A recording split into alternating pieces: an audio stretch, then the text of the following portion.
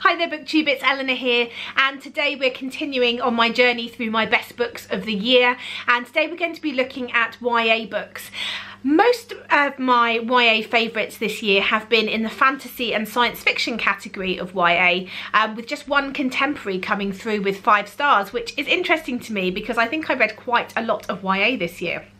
So quite a few of these again are also sequels, which again is interesting to me, although the first books in these series that these sequels are for were also 5 stars, so I suppose not quite so much of a surprise.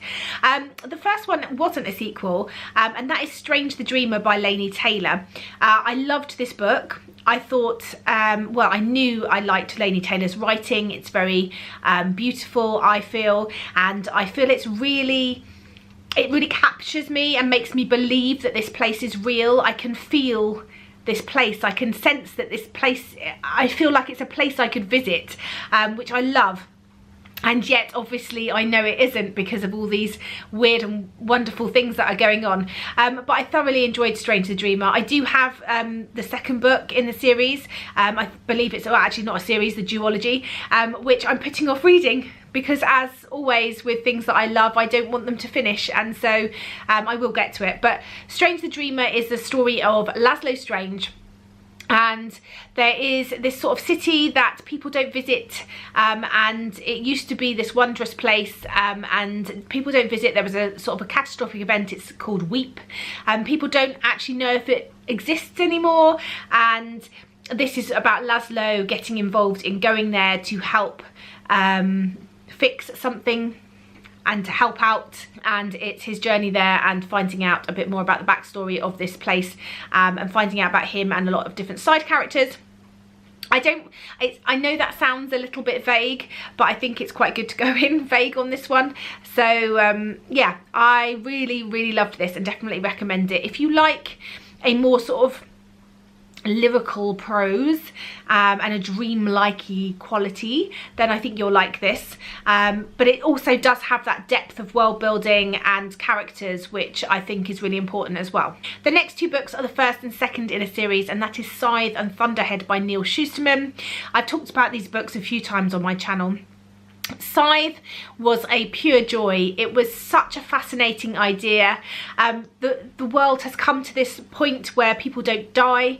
They can fix pretty much, well, they can fix anything, and so this Scythe organisation has been set up, and it is out of the jurisdiction of various other government things that take place, and the Scythes have to go out and reap people, you know, because people don't die otherwise, so they have to go out and actually pick people to reap and to kill, and that is your job, and it's quite a prestigious job. And it's just all the things that go with that. It looks into sort of corruption of power and the type of people that type of job entices to want to be part of it. And our main character, we're following them like going into this Scythedom for the first time, and there's a competition, so it's interesting to see that. Yeah, and it was a real joy to read both of these, and I just gobbled them up. They were definitely fast-paced, interesting, fun reads. And then the final one in the sort of science fiction and fantasy category was Obsidio by Amy Kaufman and Jay Kristoff. I've loved the Illuminae Chronicles, and this was the final one, so I can't tell you too much. But they are really interestingly written books which have various different formats and mediums in them. So we have, you know, we might have a transcript from a video, we might have some email conversations, some text messages, we might have a log from an audio file, we might have some diagrams.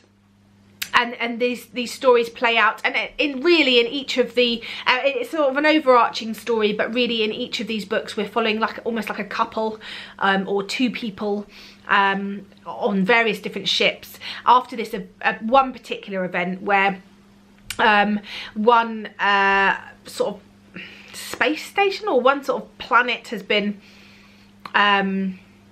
well, not genocide, but there has been attempted genocide, and it's looking at these people and their escape, and then various different things, and this sort of case that's going on behind this.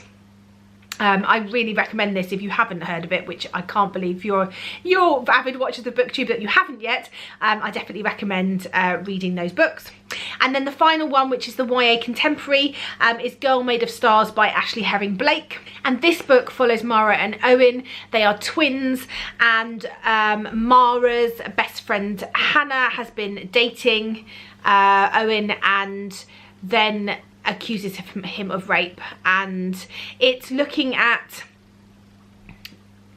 the questions behind whether that happened, and who you believe, and what you choose to believe, and how you deal with that situation.